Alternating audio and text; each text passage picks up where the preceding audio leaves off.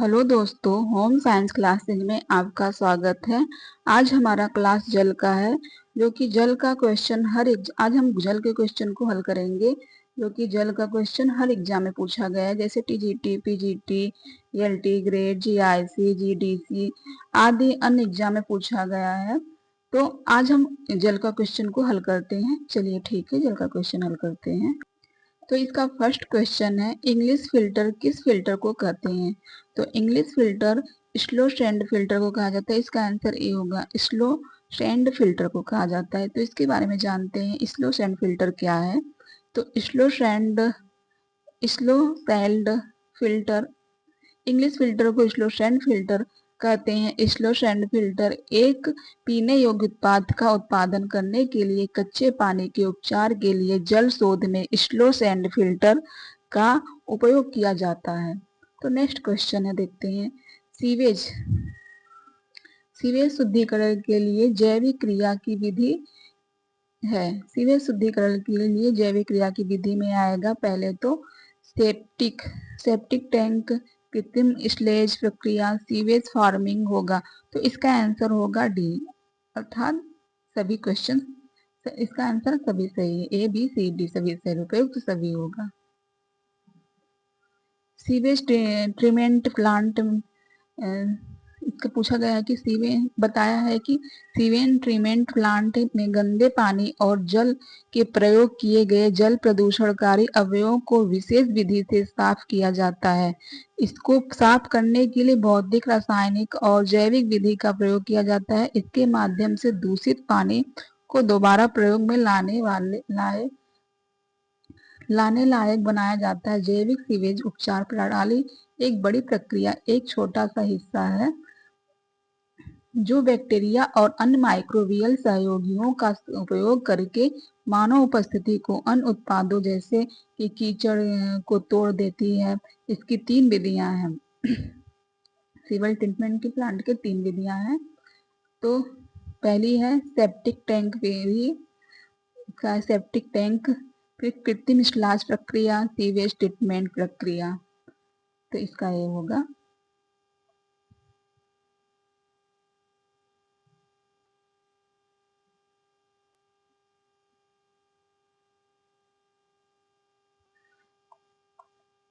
कौन सी विधि गंदे पानी के निस्तारण से संबंधित नहीं है? इसका पूछा गया है कि इसमें से कौन सी विधि है जो गंदे पानी के निस्तारण से संबंधित नहीं है। तो जो इसमें की होगा, गड्ढे में भरना, ये गंदे पानी के निस्तारण के लिए सही नहीं है। जो कि तनुरण तनुरण रासायनिक उपचार और जैविक उपचार या गंदे पानी के निस्तारण से संबंधित है। और इसका आंसर होगा डी, गड्ढे पानी भरना या निस्तारण, गंदे पानी के निस्तारण से संबंधित नहीं है। तो इसके बारे में जानते हैं। अपशिष्ट जल उपचार,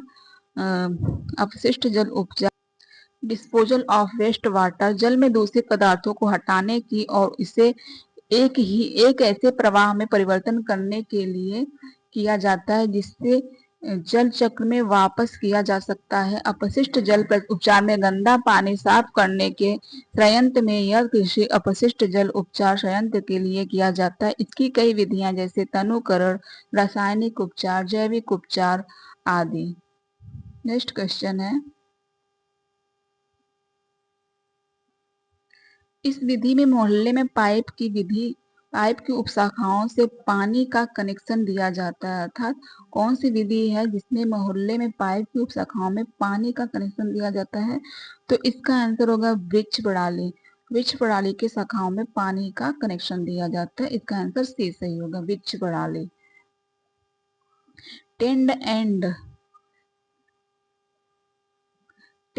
डेंड एंड सिस्टम या ट्री सिस्टम, डेंड एंड सिस्टम एंड ट्री सिस्टम, इस प्रकार की प्रणाली में प्रवाह यूनिडायरेक्शन होती है। अर्थात इसका प्रवाह प्रणाली में प्रवाह यूनिडायरेक्शन होती है। इस प्रकार की प्रणाली में आमतौर पर पुराने शहरों या पुरानी बस्तियों में प्रयोग की जाती है। जो शहर अनियोजित है वे इस प्रकार की वितरण प्रणाली के लिए सबसे उपयुक्त है। ट्री मतलब जो शहर अनियोजित है वह ट्री इस प्रकार के वितरण प्रणाली के लिए सबसे उपयुक्त है, ट्री सिस्टम। नामक इसकी संरचना के कारण दिया गया है। अर्थात ट्री सिस्टम नाम इसकी संरचना कर दिया गया है। इसकी एक मेन लाइन है जो सब मेन लाइन से जुड़ी है, जो आगे ब्रांड पाइपलाइनों से जुड़ी हुई है और अंत में इस ब्रांड पाइपलाइनों को लेटरल पाइप में जोड़ा जाता है, जिससे पानी की उपभोक्ता को वितरित किया जाता है। लार में पानी की मात्रा कितने प्रतिशत होती है? तो इसका आंसर होगा सी। लार में 99.07 होगा। इसका आंसर सी 99.27 होगा। इसका 27% होगा। इसका आंसर सी होगा। जल शुद्धिकरण के लिए रासायनिक विकरण विधि में खाली स्थान का प्रयोग किया जाता है। तो रासायनिक जल शुद्धिकरण की रासायनिक विकरण विधि में प्रयोग किया जाता है रासायनिक रूप में। तो ब्लीचिंग पाउडर, सॉरी, इसमें पूछा गया कि नहीं है, अर्थात जल शुद्धिकरण के रासायनिक विकरण विधि में कौन सा प्रयोग नहीं किया जाता है? तो ब्लीचिंग पाउडर, फिटकरी, चूना, ये सब रासायनिक विधि में आता है और लकड़ी का कोयला ये रासायनिक विधि में नहीं आता, ये भौतिक विधि में आता है। तो इसका आंसर ए सही होगा। नेक्स्ट क्वेश्चन है मिट्टी युक्त जल, अर्थात मिट्टी युक्त जल को शुद्ध करने के लिए प्रयोग किया जाने वाला रसायन है। अर्थात मिट्टी युक्त जल को शुद्ध करने के लिए प्रयोग किया जाने वाला रसायन में क्या है? तो इसका आंसर होगा एल्युमिनियम सल्फेट। इसका आंसर ए सही होगा, एल्युमिनियम सल्फेट, जो मिट्टी युक्त जल को शुद्ध करने के लिए प्रयोग किया जाने वाला रसायन है। तो इसके बारे में पढ़ते हैं। मिट्टी युक्त जल को शुद्ध करने के लिए प्रयोग किया जाने वाला रसायन एल्युमिनियम सल्फेट है। जब एल्युमिनियम सल्फेट को पानी में मिलाया जाता है, यह सूक्ष्म अशुद्धियों को बड़े कणों में मिला देता है, जो कनेक्टर के नीचे स्थित हो जाता है, अतः पानी प्रयोग के लिए सुरक्षित हो जाता है। नेक्स्ट क्वेश्चन है एक वयस्क व्यक्ति में मौजूद पानी का प्रतिशत क्या है? तो एक वयस्क व्यक्ति में मौजूद पानी का प्रतिशत इसमें से 65 से 70% होता है। तो इसमें इसका आंसर 71 दिया गया है। तो इसका आंसर डी सही है, 71%। एक वयस्क व्यक्ति में मौजूद पानी का प्रतिशत 71%। यह क्वेश्चन बहुत ही इंपॉर्टेंट, देखिए टीजीटी झारखंड में पूछा गया, टीजीटी पीजीटी में पूछा, टीजीटी और राजस्थान टीजीटी में पूछा गया है। तो बताएं, एक वयस्क मानव शरीर में लगभग 70% पानी होता है। जीव शरीर का संगठन जल के गुण पर आधारित होता है। जीवधारी के शरीर की समस्त जैविक क्रिया जल की उपस्थिति में होती है। नेक्स्ट क्वेश्चन है जल प्रदूषण निवारण एवं नियंत्रण हेतु भारत सरकार ने जल प्रदूषण निवारण एवं नियंत्रण अधिनियम प्रणाली किया। तो भारत सरकार ने कब जल प्रदूषण निवारण नियंत्रण अधिनियम प्रणाली शुरू किया था? तो 1974 में भारत सरकार ने शुरू किया था जल प्रदूषण निवारण नियंत्रण अधिनियम। तो इसका आंसर बी सही होगा, 1974। भारत के केंद्रीय प्रदूषण नियंत्रण बोर्ड का गठन एक विधि संगठन के रूप में जल प्रदूषण निवारण और नियंत्रण अधिनियम 1974 के अंतर्गत सितंबर 1974 में किया गया था। मतलब सितंबर 1974 में किया गया था। कौन सा पोषक तत्व शरीर में बड़े प्रतिशत में मौजूद होता है? मतलब कौन सा पोषक तत्व शरीर में बड़े प्रतिशत में मौजूद होता है? तो पानी होता है, जो कि बड़े प्रतिशत में मौजूद होता है। फिर उसके बाद से आएगा प्रोटीन होगा। इसका आंसर सी होगा, दूसरे नंबर प्रोटीन आएगा। पानी पोषक तत्वों में शरीर में सबसे बड़े प्रतिशत में मौजूद होता है।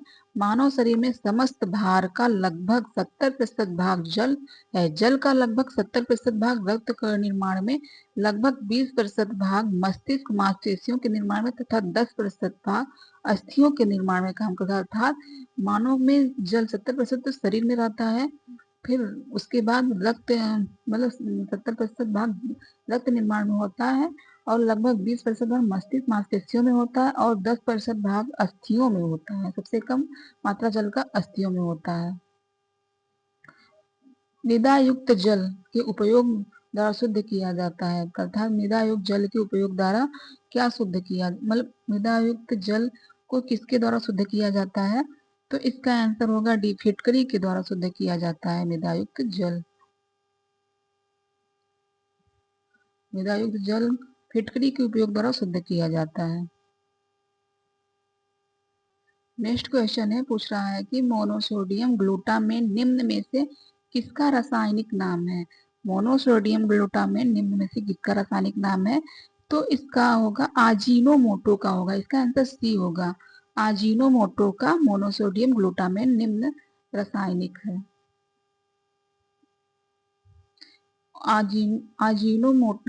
आजीनोमोटो का रासायनिक नाम मोनोसोडियम ग्लूटामेन है, जो स्वाद बढ़ाने में सहायक है, अर्थात मोनोसोडियम ग्लूटामेन स्वाद बढ़ाने में सहायक है।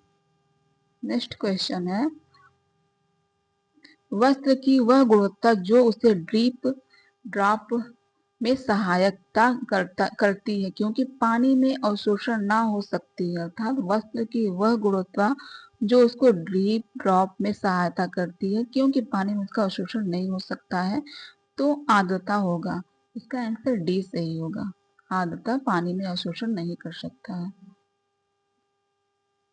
विकिंग तकनीकी युक्त कपड़े नमी को दूर करने के लिए उपयोग होती है। इस प्रकार के वस्त्र पॉलिस्टर से बने होते हैं। शरीर में जल की आवश्यकता किस कार्य के लिए है, अर्थात शरीर में जल की आवश्यकता किस कार्य के लिए है, तो यह अंतःग्रहण, पाचन, अवशोषण सभी के लिए है। इसका आंसर उपयुक्त सभी होगा, इसका आंसर डी होगा। जल के बारे में बताया गया है। जल एक उत्कृष्ट प्रकार का घोतक होता है। यह कोषों के भीतर होने वाला रासायनिक प्रक्रिया में एक घोलक की भांति कार्य करता है। शरीर में जल के निम्नलिखित कार्य हैं, तो देखते हैं क्या कार्य है। अंतर्ग्रहण में जैसे लार, जिसका मुख्य अवयव जल है, भोजन के चिपचिपा एवं लुगदी के समान बनाता है, अर्थात जल के ही द्वारा ही चिपचिपा और लुगदी के समान बना जाता है, तभी भोजन ग्रास नली में अमाशय में पहुंच जाता है।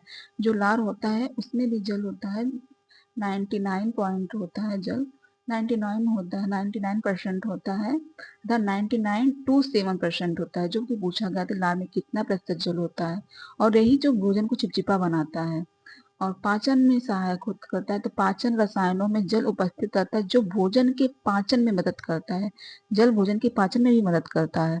और अवशोषण, जल अवशोषण में जल भोजन के सरलतम अणु में विभक्त करके अवशोषण होने में भी मदद करता है। और नेक्स्ट क्वेश्चन देखते हैं, अधिक मात्रा में पानी को शुद्ध करने के लिए प्रयुक्त विधि है, अर्थात अधिक मात्रा में पानी को शुद्ध करने के लिए इसमें से कौन सी प्रयुक्त विधि है, तो इस होगा क्लार्क विधि, उबाल कर, छान कर। उबाल कर, छान कर क्लार्क विधि में भी अधिक मात्रा में शुद्ध करने की प्रयुक्त विधि है, तो इसका आंसर डी सही होगा, इनमें से सभी।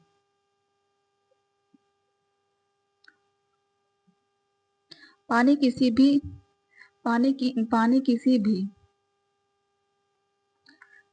किसी भी जीव या प्राणी के लिए नितांत आवश्यक है।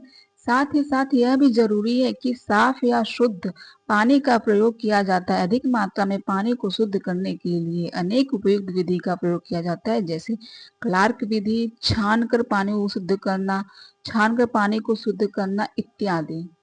उबाल कर पानी को शुद्ध करना, छान कर पानी को शुद्ध करना इत्यादि है जल को शुद्ध करने की विधि में। नेक्स्ट क्वेश्चन है, पूछा है, जल की कठोरता किसकी उपस्थिति के कारण होती है, अर्थात जल की कठोरता किसकी उपस्थिति के कारण होगी, तो कैल्शियम सॉल्ट के कारण होगी। तो इसका आंसर बी सही होगा, कैल्शियम सॉल्ट के कारण जल की कठोरता होगी, इसका आंसर बी होगा। नेक्स्ट क्वेश्चन है जो पूछ रहा है, जल की अस्थायी कठोरता दूर करने के उपाय, अर्थात जल की जो अस्थायी कठोरता होती है दूर करने के उपाय में कौन सी विधि है, तो होगा इसमें कलिंगन विधि। जल की अस्थायी नहीं है, अस्थायी कठोरता दूर करने के उपाय में पूछा गया है, तो इसका आंसर होगा कलिंगन विधि द्वारा, इसका आंसर डी सही होगा, कलिंगन विधि द्वारा होगा। जल की अस्थायी कठोरता कलिंगन विधि द्वारा दूर किया जाता है। कलिंगन सोडियम का संकर लवण है जिसका रासायनिक नाम सोडियम हेक्सामेटाफॉस्फेट होता है। इसका रासायनिक सूत्र है Na6PO36 होगा। कठोर जल के साथ कालंगन कैल्शियम तथा मैग्नीशियम आयनों से अभिक्रिया करके घुलनशील संकर लवण बनाता है जिसमें कैल्शियम व मैग्नीशियम आयनों के रूप में नहीं होते हैं। इस विधि द्वारा ठोस जल को मृदु जल बनाने में किसी अविलय कैल्शियम व मैग्नीशियम लवण का अवेक्षण प्राप्त नहीं हो पाता है। कालंगन विधि जल में उन अभिविलय लवणों को घोल देता है जो वायलर के तेल पर परतों के रूप में जम जाते हैं। अतः कालंगन कठोर जल के साफ बनाने में अधिक उपयोगी है। नेक्स्ट क्वेश्चन पूछ रहा है कि मृदु जल का अर्थ होता है, अर्थात मृदु जल का अर्थ हुआ है जो पानी में साबुन घोलने पर झाग देने लगता है, तो साबुन के साथ झाग बनने वाला। तो इसका आंसर ए सही होगा, साबुन के साथ झाग बनने वाला। मृदु जल का अर्थ साबुन के साथ झाग बनने वाला है। इसमें मैग्नीशियम, कैल्शियम, बाइकार्बोनेट, सल्फेट अथवा क्लोराइड, जैसे मैग्नीशियम, कैल्शियम, बाइकार्बोनेट, सल्फेट अथवा क्लोराइड लवण नहीं घुले होते, जिससे यह जल्दी साबुन इसमें जल्दी घुल जाता है और झाग बन जाता है। यह जल पीने के लिए अधिक उपयोगी नहीं होता है क्योंकि इसमें शारीरिक वृद्धि के लिए कैल्शियम लवण नहीं होते हैं, अर्थात यह जल पीने के लिए उपयोगी नहीं होती। जल पीने में कैल्शियम भी होना चाहिए तो वह अच्छा होता है, ना ज्यादा मृदु हो ना ज्यादा कठोर हो, पानी मीडियम साइज का हो। जल शुद्धिकरण की रासायनिक विधि में क्लोरीन के किस रूप में सर्वश्रेष्ठ माना गया है? जल शुद्धिकरण की रासायनिक विधि में क्लोरीन के किस रूप में सर्वश्रेष्ठ माना गया है? तो इसका आंसर होगा ब्लीचिंग पाउडर है, जो जल शुद्धिकरण की रासायनिक विधियों में क्लोरीन के रूप में सर्वश्रेष्ठ माना गया है। क्या? Bleaching powder. नेक्स्ट क्वेश्चन देखते हैं। बताया गया जल शुद्धि करने के लिए रासायनिक पदार्थ क्लोरीन के रूप में ब्लीचिंग पाउडर सर्वश्रेष्ठ माना गया। ब्लीचिंग पाउडर पानी में उपस्थित जीवाणुओं को नष्ट कर देता है। जीवन रक्षक घोल निम्न में से दिया जाता है, अर्थात जीवन रक्षक घोल किसे दिया जाता है? जिसके अंदर पानी की कमी होती है उसके लिए जीवन रक्षक घोल होता है। जिससे ज्यादा टॉयलेट हो रहा है, उल्टी हो रही है, तो उसमें पानी की कमी हो जाती है, तो उसके लिए जीवन रक्षक घोल जरूरी है।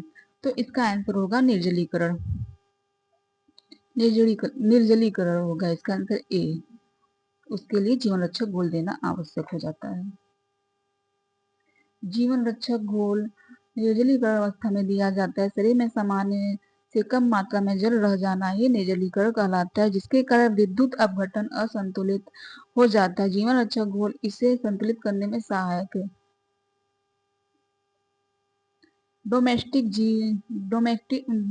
सीवेज में अशुद्धियों का प्रतिशत है, तो इसका आंसर बी होगा, 0.1 होगा। इसका आंसर बी होगा। डोमेस्टिक सीवेज में अशुद्धता का प्रतिशत है 0.1%। डोमेस्टिक सीवेज में सामान्यतः 99.9% शुद्ध जल होता है भार के अनुसार, तथा से 0.1% में अन्य घुली एवं निलंबित अशुद्धियां होती हैं। नेक्स्ट क्वेश्चन है, जल की अस्थायी कठोरता दूर करने के लिए विधि है, अर्थात जो अस्थायी है उसकी कठोरता दूर करने के लिए कौन सी विधि इसमें है? तो उबाल कर, चूना मिलाकर, छानकर, ये नहीं होगा। यह अस्थायी कठोरता को दूर करता है। अस्थायी कठोरता को दूर करने के लिए सोडियम कार्बोनेट मिलाकर किया जाता है, तो इसका आंसर ए होगा, जो कि एक रासायनिक विधि है। छान कर, उबाल कर, चूना मिलाकर, यह एक भौतिक विधि है। जल की अस्थायी कठोरता में घुले मैग्नीशियम और कैल्शियम क्लोराइड तथा सल्फेट के कारण होते हैं। अस्थायी कठोरता को दूर करने के लिए सोडियम व कार्बोनेट को उसमें मिलाकर गर्म किया जाता है। सोडियम कार्बोनेट का सूत्र है CnA2CO3।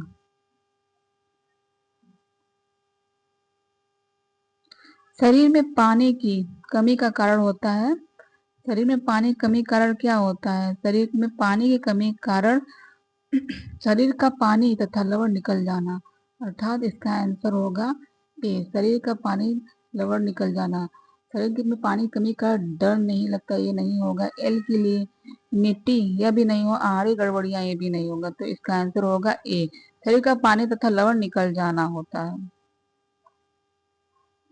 शरीर में पानी की कमी से प्रमुख कारण शरीर में पानी तथा लवणों का निकल जाना, जो कि बीमारी अत्यधिक एक्सरसाइज हीट से बताया गया है कि शरीर में पानी की कमी का प्रमुख कारण शरीर में पानी के लवणों का निकल जाना, जो कि बुखार, अत्यधिक एक्सरसाइज, मतलब अत्यधिक जब एक्सरसाइज किया जाता है तब भी पानी निकल जाता है, जैसे पसीना के रूप में निकल जाना। Heat exposure diabetes, heat exposure diabetes, infection आदि के कारण बाहर निकल जाता है। हम जानते हैं कि मानव शरीर में लगभग 70% भाग पानी ही निर्मित होता है, अतः पानी की कमी के साथ हाई ब्लड प्रेशर, कब्ज, अस्थमा तथा स्किन आदि समस्या जन्म ले लेती है। नेक्स्ट क्वेश्चन है, जल की शुद्धिकरण के लिए रासायनिक पदार्थ का प्रयोग किया जाता है, अर्थात जल की शुद्धिकरण के लिए कौन सा रासायनिक पदार्थ का प्रयोग किया जाता है? तो इसका आंसर होगा पोटेशियम परमैंगनेट। इसका आंसर सी होगा, पोटेशियम परमैंगनेट।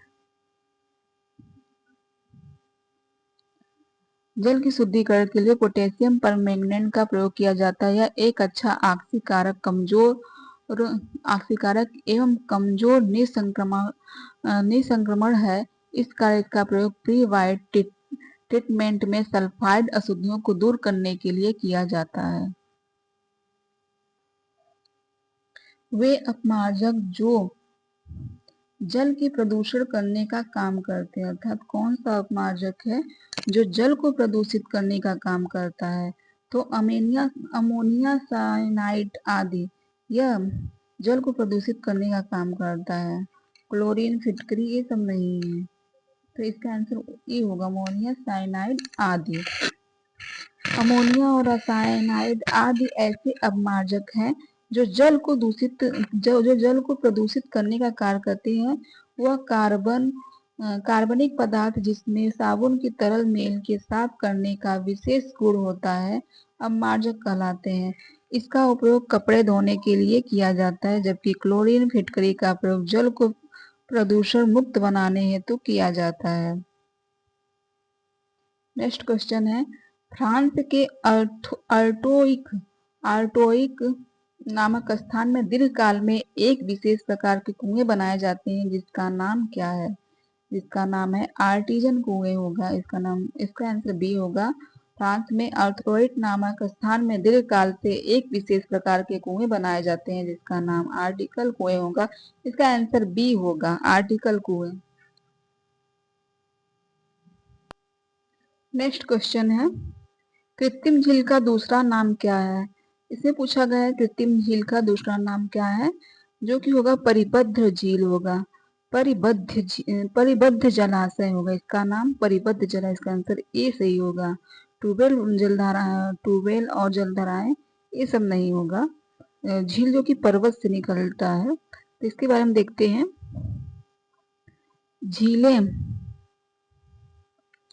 झीलें भूपटल के किसी भी भाग पर हो सकती हैं। यह उच्च पर्वत पर मिलती हैं, अर्थात यह ऊंचे पर्वत से होती हैं, किसी भी भाग पर मिलती है जहाँ मतलब पर्वत होता है वहां मिलती हैं। पठारों और मैदानों पर भी मिलती हैं, मतलब पठार और मैदान पर भी मिलती हैं।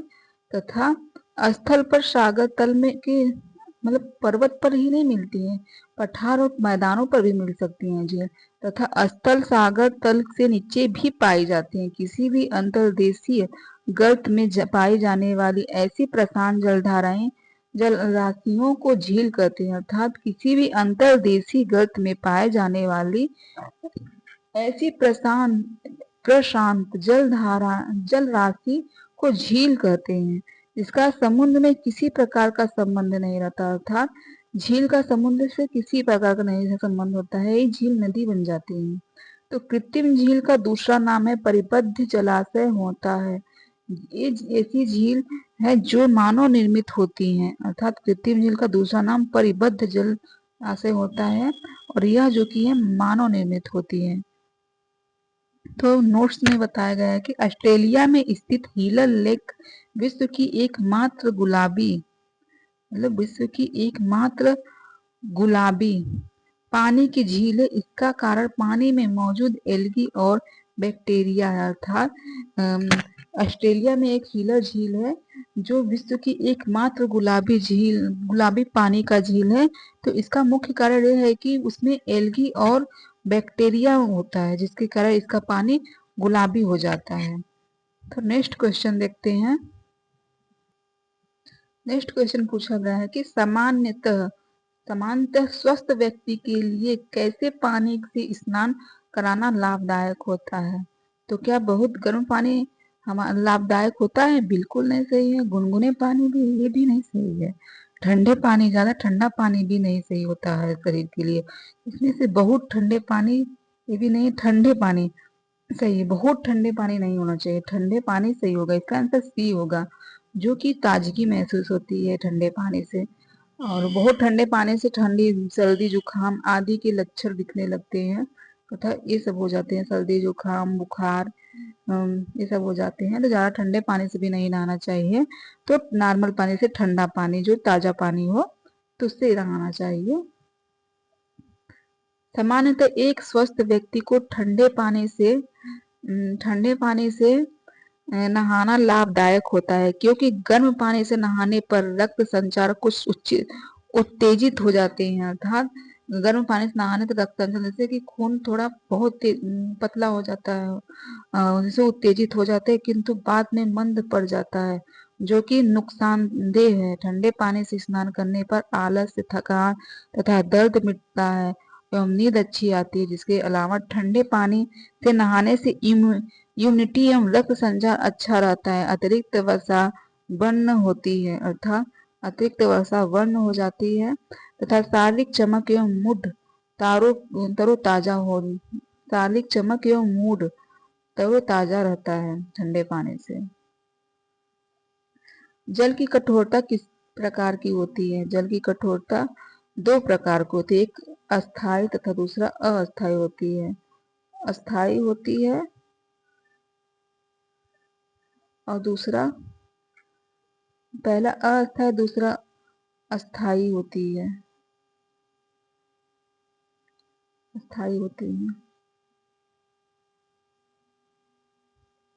जल की कठोरता दो प्रकार की होती है, एक अस्थाई तथा अस्थाई कठोरता में आएगा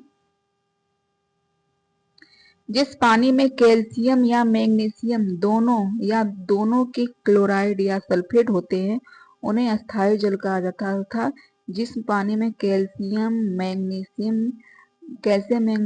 मैग्नीशियम या दोनों के क्लोराइड या सल्फेट होते हैं, कैल्शियम मैग्नीशियम के क्लोराइड या सल्फेट होते हैं, उसमें अस्थाई कठोर जल कहा जाता है। अस्थाई कठोर में जिस पानी में कैल्शियम, मैग्नीशियम या पौधे के बाइकार्बोनेट होते हैं, जो पानी में घुलकर संबंधित आयन उत्पन्न करते हैं, उन्हें अस्थाई कठोर कहते हैं। अर्थात इसमें कैल्शियम, मैग्नीशियम या दोनों का बाइकार्बोनेट होता है, और इसमें कैल्शियम, मैग्नीशियम या दोनों क्लोराइड या सल्फेट होते हैं। इसमें इसका अलग बताया गया है, क्लोराइड या सल्फेट होते हैं, या और इसमें बाइकार्बोनेट होते हैं अस्थाई में। तो नेक्स्ट क्वेश्चन देखते हैं। नेक्स्ट क्वेश्चन है, ORS घोल में जल के प्रति लीटर के साधारण नमक, सोडा, बाइकार्बोनेट और पोटेशियम क्लोराइड की क्रम कितनी मात्राएं ग्राम में होती हैं? तो इसका आंसर होगा 3.5 से 2.5 और 1.5 होगा। इसका आंसर ए सही होगा। दस्त के दौरान बच्चों के शरीर में विद्युत अपघटन का असंतुलन हो जाता है। विद्युत अपघटन का असंतुलन हो जाता है। इस दशा में बच्चों को निर्जलीकरण से बचाने के लिए ORS घोल दिया जाता है। ORS के संघटन निम्न मात्रा में होता है। साधारण नमक में सोडियम क्लोराइड जैसे 3.5 होता है। सोडियम क्लोराइड का रासायनिक सूत्र है NaCl। और सोडियम बाइकार्बोनेट NaHCO3 तो 0.5 होगा। पोटेशियम क्लोराइड KCl, पोटेशियम का रासायनिक सूत्र है के और क्लोराइड का Cl है, तो कैल्शियम क्लोराइड तो 1.5 होगा। वर्तमान समय में ORS निम्नलिखित अवयव उपस्थित है। Sodium chloride 2.6, potassium chloride 1.5, glucose 13.5,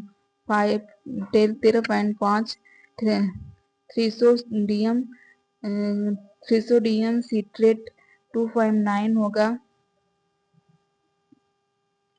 नए ORS में सोडियम और ग्लूकोज की मात्रा कम होती है। नए ORS में सोडियम बाइकार्बोनेट के स्थान पर ट्राइसोडियम साइट्रेट का इस्तेमाल किया जा रहा है, क्योंकि सोडियम टाइट्रेट का जीवन काल लंबा होता है और यह गर्म वातावरण में भी लंबे समय तक इस्तेमाल किया जाता है। सोडियम साइट्रेट का जीवन काल लंबा होता है। जल का एक यौगिक है जो निम्न तत्वों से मिलकर बना है था। जल का कौन सा यौगिक है जो निम्न तत्वों से बना होता है? तो हाइड्रोजन तथा ऑक्सीजन। हाइड्रोजन का 2 होगा और ऑक्सीजन का एक अणु होगा।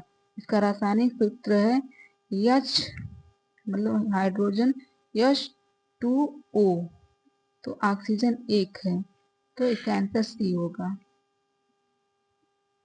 जल एक अकार्बनिक यौगिक है, अर्थात जल एक अकार्बनिक यौगिक है। जल हाइड्रोजन एवं ऑक्सीजन के रासायनिक संयोग से बना है। जल का रासायनिक सूत्र H2O है। जल का रासायनिक सूत्र निम्न है, पूछ दिया इसमें। जल का रासायनिक सूत्र H2O है, इसका आंसर C होगा।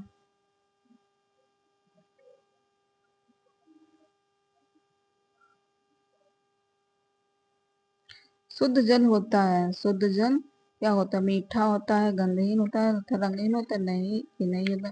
शुद्ध जल होता है स्वादहीन, गंधहीन, रंगहीन। इसका आंसर C होगा, स्वादहीन, गंधहीन, रंगहीन। जल में कोई स्वाद नहीं होता है, ना यह इसमें कोई स्मेल होती है और ना यह कोई रंग होता है, तो स्वादहीन है, गंधहीन है, रंगहीन है। नेक्स्ट क्वेश्चन है, मौलिक एवं शुद्ध रूप से जल एक स्वादहीन, गंधहीन तथा रंगहीन द्रव्य होता है। जल विभिन्न पदार्थों के घोल की क्षमता रखता है, अर्थात यह एक सर्वाधिक विलायक है। एक गुण के किसी कारण जल का शुद्ध अवस्था में उपलब्ध होना प्रायः कठिन होता है। नेक्स्ट क्वेश्चन में आएगा, घरेलू स्तर पर जल को शुद्ध करने की उपयुक्त विधि, अर्थात घरेलू स्तर पर कौन सी ऐसी विधि है जिसके द्वारा जल को शुद्ध किया जा सकता है?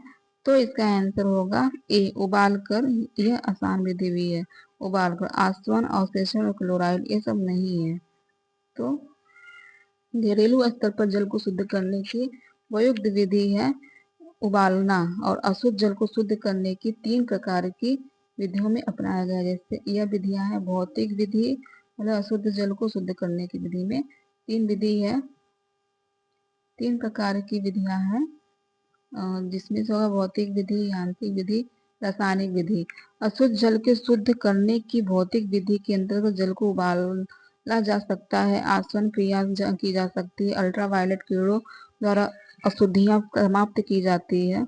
नेक्स्ट है, जल को अस्थायी कठोरता निम्नलिखित डालकर दूर किया जाता है। जल की कौन सी अस्थायी कठोरता निम्नलिखित को डालकर दूर किया जाता है? तो उसमें आएगा चूना।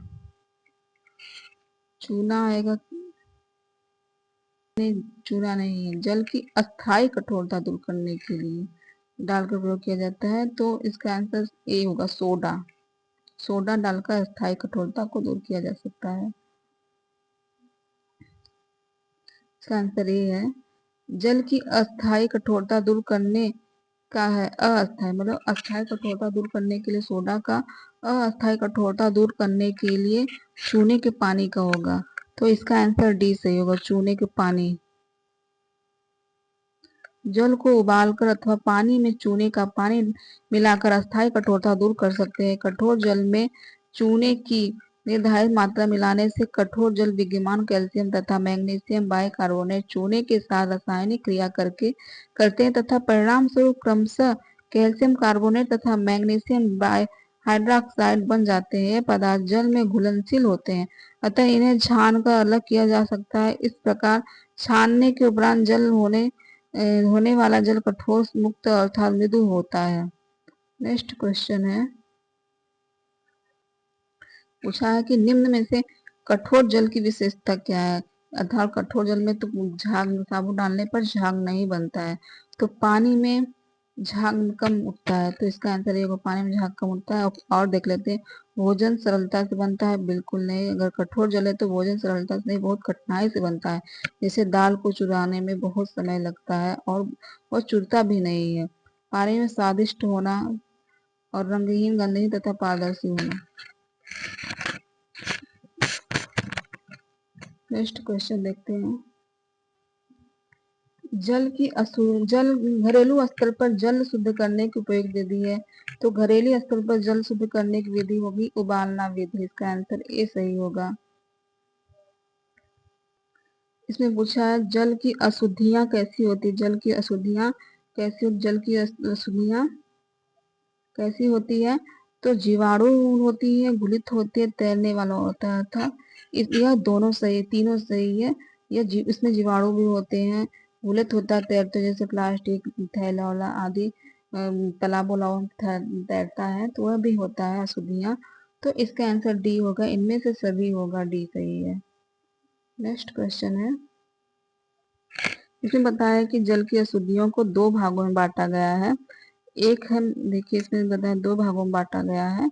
एक है घुलित, जिसमें घुल जाता है, दूसरा है अघुलित अशुद्धियां।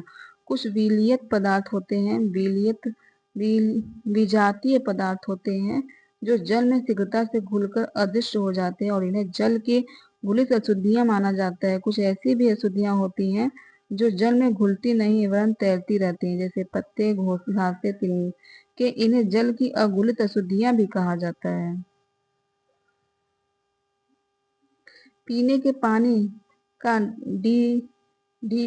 टीडीएस होता है, पीने के पानी का टीडीएस 50 से 150 mg प्रति लीटर होता है, तो इसका आंसर होगा डी होगा, 50 से 150 mg टीडीएस होगा। पीने के पानी का टीडीएस 50 से 150 mg प्रति लीटर होना चाहिए। पानी के पीने में अनेक प्रकार के खनिज, लवण, कार्बनिक व अकार्बनिक पदार्थ तथा गैसों में एक निश्चित अनुपात से अधिक अवस्था एवं अन्य अनावश्यक हानिकारक पदार्थ घुले होने से प्रदूषण हो जाता है। अनेक कीटाणुनाशक पदार्थ, अपतीर्ण नाशक पदार्थों, रासायनिक, खाद्य, औद्योगिक अपशिष्ट, वाहित मल आदि का जल प्रदूषण पदार्थ है। ये पदार्थ जल को विभिन्न प्रकार के प्रदूषण करता है। नेक्स्ट क्वेश्चन है, निम्न में से कौन सी इकाई पानी को गदलेपन को मापते हैं। अर्थात निम्न में से कौन सा पानी के गदलेपन को गंदेपन कहा जाता है, गंदेपन को मापने के लिए प्रयुक्त किया जाता है, तो एटीयू इसका आंसर होगा, एटीयू होगा। एटीयू इकाई पानी के गंदेपन को मापने के लिए प्रयुक्त नहीं की जाती है। अच्छा, इसमें गलत आंसर बोलूँ, निम्न से कौन सी इकाई पानी के गंदे पानी को नापने के लिए प्रयुक्त नहीं की जाती, जिसमें से एटीयू आंसर तो सही बताई हूँ, एटीयू होगा, ये होगा, नहीं हो प्रयोग किया जाता है, जिसमें एनटीयू, जेटीयू, एफटीयू प्रयोग किया जाता है।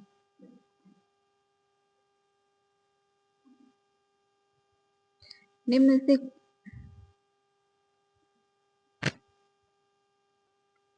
नेक्स्ट क्वेश्चन है, फ्लोराइड की अधिकता से होने वाला रोग है, तो फ्लोराइड की अधिकता से कौन सा रोग होता है, तो फ्लोरोसिस। इसका आंसर ए सही होगा, फ्लोरोसिस फ्लोराइड की अधिकता से होने वाला रोग है।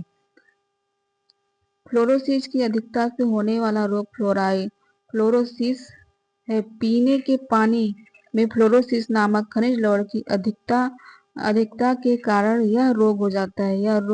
इस रोग में दांतों पर धब्बे पड़ जाते हैं एवं उनमें गड्ढे हो जाते हैं। अर्थात फ्लोरोसिस की अधिकता से फ्लोराइड की अधिकता से फ्लोरोसिस होता है। ये पानी के पीने में फ्लोरीन नामक खनिज लवण को अधिक कारण का रोग है तथा रोग उनमें दांत के धब्बे पड़ जाते हैं, जैसे काले काले धब्बे पड़ जाते हैं, उनमें गड्ढे हो जाते हैं। नेक्स्ट क्वेश्चन है, एक कॉलेज के जलपान गृह में निम्नलिखित तरह से आहार वितरण किया जाता है। अर्थात एक कॉलेज के जलपान गृह में निम्नलिखित तरह से आहार वितरण किया जा सकता है। तो स्वयं लेने की सेवा, यह होगा स्वयं लेने की सेवा होगा। मतलब एक कॉलेज में जलपान गृह में निम्नलिखित तरह से आहार वितरण किया जा सकता है, तो मैं स्वयं लेने की सेवा में होगा। इसके आंसर सी सही होगा। नेक्स्ट देखते हैं। तो जल का क्लास समाप्त हुआ। अब वनस्पति का है, जो कि यह क्लास कल होगा। वनस्पति का नेक्स्ट क्लास में होगा। तो ठीक है, आपका धन्यवाद हमारा क्लास देखने के लिए।